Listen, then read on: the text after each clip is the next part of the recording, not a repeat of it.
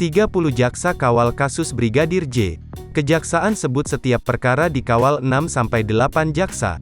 Kejaksaan Agung Republik Indonesia menegaskan 30 jaksa penuntut umum, JPU, yang ditugaskan untuk mengawal kasus pembunuhan berencana dan obstruction of justice atau menghalangi penyidikan kasus Brigadir J atau Nofriansyah Yosua Huta Barat. Kepala Pusat Penerangan Hukum Kejagung 1 Ketut Sumedana menjelaskan 30 jaksa tersebut akan dibagi menjadi beberapa tim sesuai dengan perkaranya. Diketahui, 30 JPU akan mengawal sebanyak 5 berkas perkara pembunuhan berencana Brigadir J dan 7 berkas perkara obstruction of justice penyidikan Brigadir J. Ketut mengungkapkan, nantinya setiap perkara akan dikawal sekitar 6-8 penuntut umum. Secara terpisah, Kepala Kejaksaan Negeri Jakarta Selatan Syarif Sulaiman Nahdi juga menegaskan sekitar 30 JPU akan dibagi tugasnya untuk mengawal persidangan sesuai dengan kebutuhan saat persidangan.